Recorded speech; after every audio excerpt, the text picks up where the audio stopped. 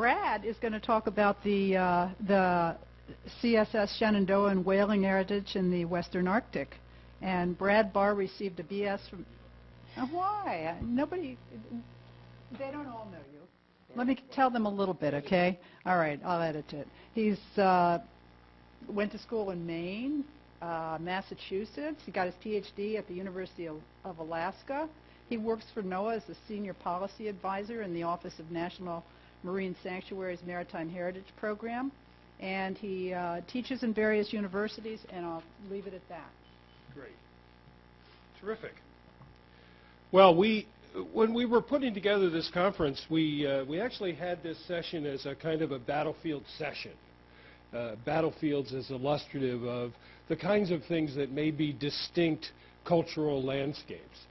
But it got expanded as we proceeded in tweaking the agenda, and so that's why my title of my talk talks about a different type of battlefield.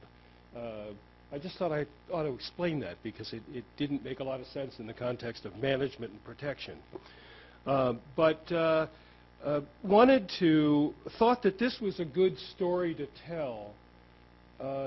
And I'm not going to spend a lot of time actually telling the story of the Shenandoah because the room is filled with a bunch of maritime historians, and frankly, a lot of people know this story. But I'd like to get to the sort of the nexus between the saga of the Shenandoah and maritime cultural landscapes, the potential maritime cultural landscapes in which that story would be incorporated. Is this the thing? There we go. So I'm going to talk a little bit about the synopsis of the Shenandoah story, and then I'm going to make some observations on the maritime cultural landscape context of that story. As I say, I'm not going to spend a lot of time talking about the Shenandoah itself. It's a wonderful, compelling story. Happened at the end of the Civil War. It was part of the Confederates' kind of sort of last-ditch attempt to have a part of their naval strategy that dealt with the commissioning of these privateers and Confederate naval vessels to attack Yankee commerce on the high seas. Certainly we know about the vessel that's in there, the vessel that the picture shows, which is the CSS Alabama, another very successful, and at least from the Confederate point of view, successful sea raider, but the one that was done, the one that was commissioned last, the CSS Shenandoah, I think, is arguably having the greatest and most enduring legacy of this fleet. It was originally bought under the cover of secrecy in the United Kingdom, in England, by agents of the Confederacy. Very interesting kind of spy story that went along with it about how they were able to buy this without letting the Union know, even though the Union sort of knew that they were looking around for another sea raider. It was bought in secrecy, snuck to the Madeiras where it was refit and renamed the CSS Shenandoah. Confederate officers were brought on board. They set off on their mission to, in this case, to specifically go after whalers that were from the New England, largely from the New England whaling ports. The whaling was an incredibly important part of the economy in the 19th century. This was a way for the Confederacy to strike a blow against the two things that the whaling provided. One was the economic contribution to the Union and to the North. The other was the fact that many sailors that sailed in the Union Army were trained on whaling vessels. So this was an opportunity to sort of take a double shot, a double slap at the North. It was commanded by a man by the names of James Waddell. Waddell, he is also an interesting story insofar as it speaks to effective leadership because Waddell wasn't particularly an effective leader. There was a lot of discord on board among the officers and crew, even though they shared a common mission of going out to sink whalers. There's a whole sort of subtext of this business about Waddell and his leadership. And I'd encourage you, there are a whole bunch of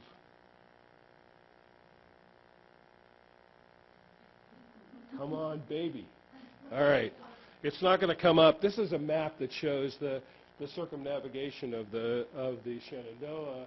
It's taken from Tom Chaffin's book, Sea of Gray, which I would very much endorse. Not that I get any cut from it or anything, but Tom wrote a terrific version of this story, and it's well worth it. This map, if it had shown, would show you that the Shenandoah was the only Confederate ship to circumnavigate the globe. It started out in England, went to the Madeiras, went down around the Cape of Good Hope into the Indian Ocean.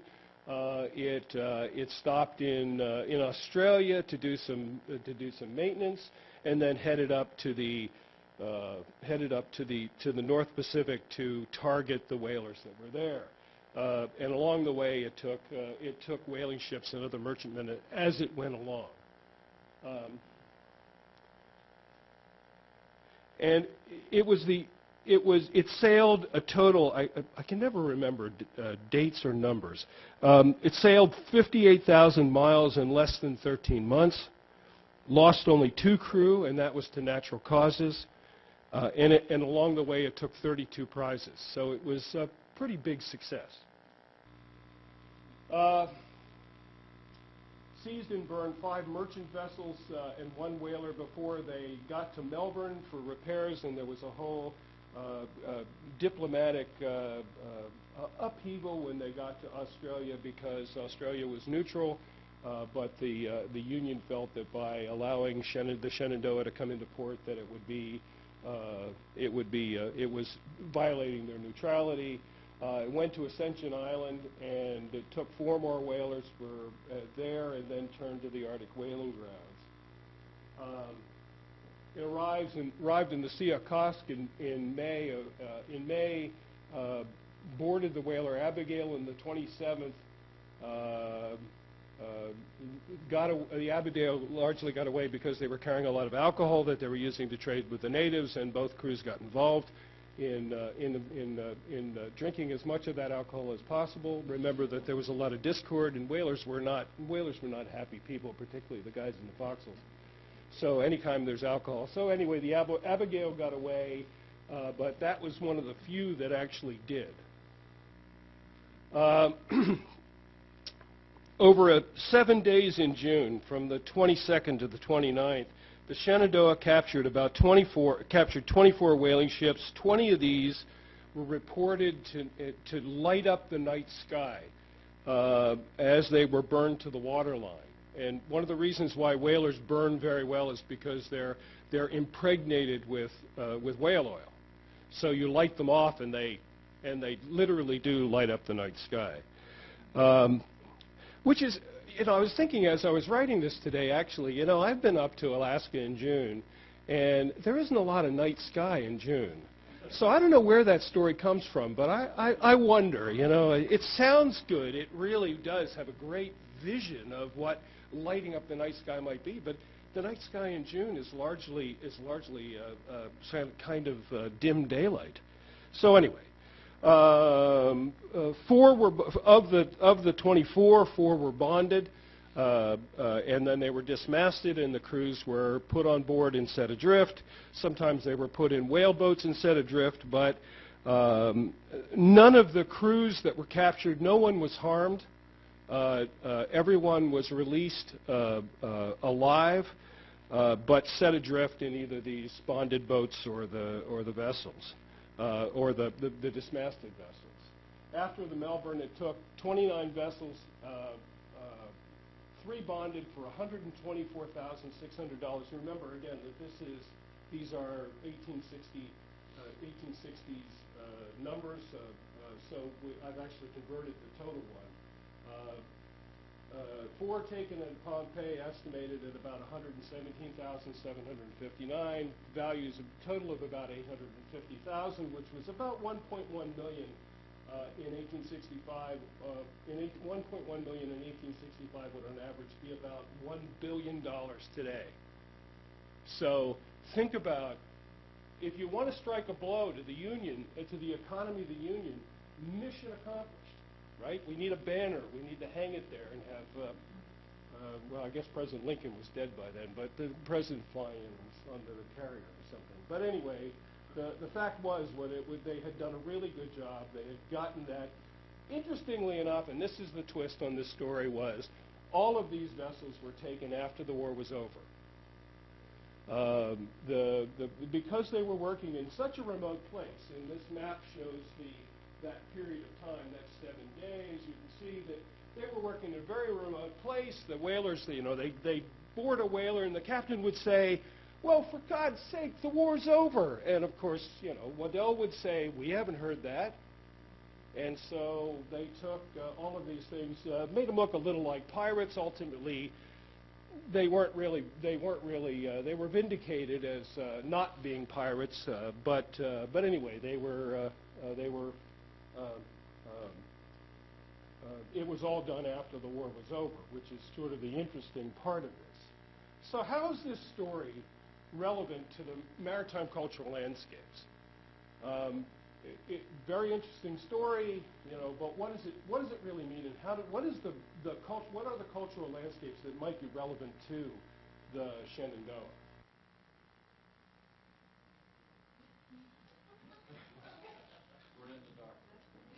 I don't know. I just don't know.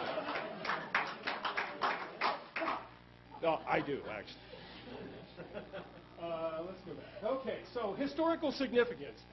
Maritime cultural landscapes should encompass events that had some significant impact on the course of human history.